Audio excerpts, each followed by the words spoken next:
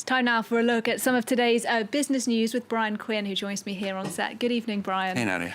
You're going to be starting us off in Lebanon, where the economic crisis there is threatening to get even worse. This as the government is running seriously short on funds. That's right, Nadia. As we know, of course, Lebanon is in the midst of a historic economic crisis. The country defaulted on its sovereign debt for the first time ever back in March.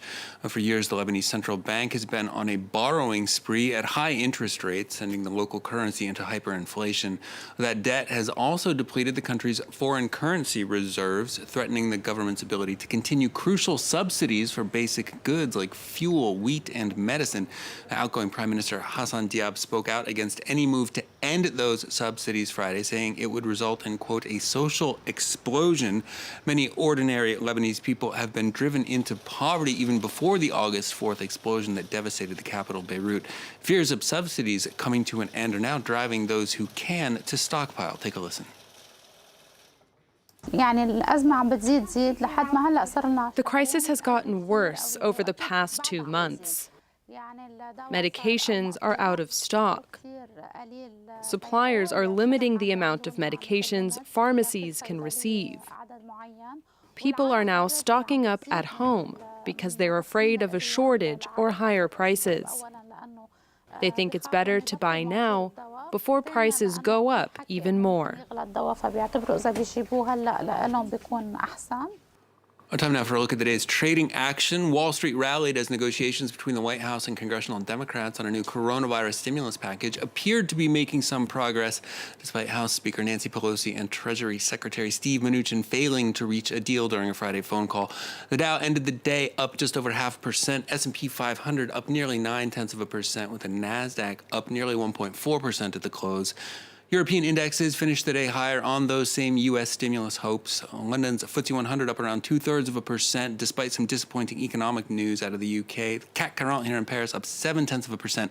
Frankfurt DAX just barely clearing the flat line amid declines in the auto sector on Friday. Here in France, one sector that has so far been spared the worst of the economic fallout from the coronavirus is now facing a new challenge.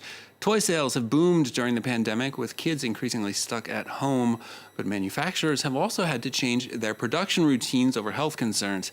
It's now leading to fears of a toy shortage, with the winter holiday season rapidly approaching. Claire Rush takes a look at the state of play. Christmas is more than 2 months away, but some toys, from Beanie Babies to stuffed animals to board games, are already hard to find in France. J'ai fait le tour de Paris pour Superman, et là je suis en train de chercher Batman.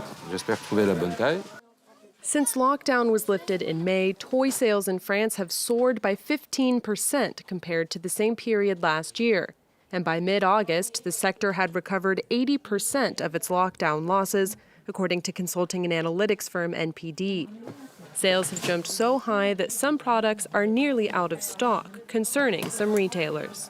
Ce produit-là, on sait que c'est les dernières pièces qui restent et il sera approvisionné à partir du mois de novembre. Effectivement, il y a une demande un peu plus importante que la normale, ce qui explique que peut-être les unités fabriquées n'étaient peut-être pas suffisantes. Growing demand, dwindling supply, and coronavirus restrictions.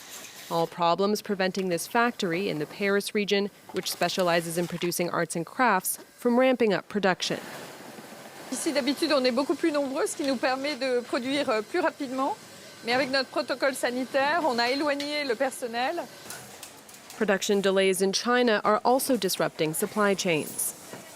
C'est lié au délai d'acheminement qu'il peut y avoir depuis l'Asie, donc pour les produits qui sont fabriqués là-bas. Et comme vous le savez, sur le marché du jouet, c'est aussi une part non négligeable. French retailers hoping to maintain their stock until the holidays, a period that accounts for nearly half of yearly toy sales.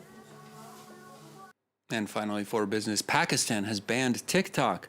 Regulators accusing the popular video sharing platform of failing to filter out, quote, immoral, indecent, and vulgar content, despite 2 warnings. The app has a huge user base in the conservative Muslim majority country, where rights campaigners have long complained of mounting censorship. It's the latest blow for Chinese-owned TikTok, which is facing a possible ban in the U.S. over data security concerns.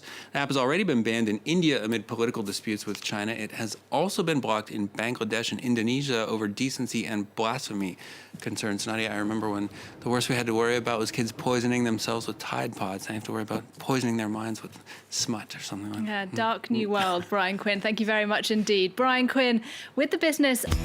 Join us to witness a mass wedding ceremony at the foot of China's Three Gorges Dam, which was commissioned 10 years ago.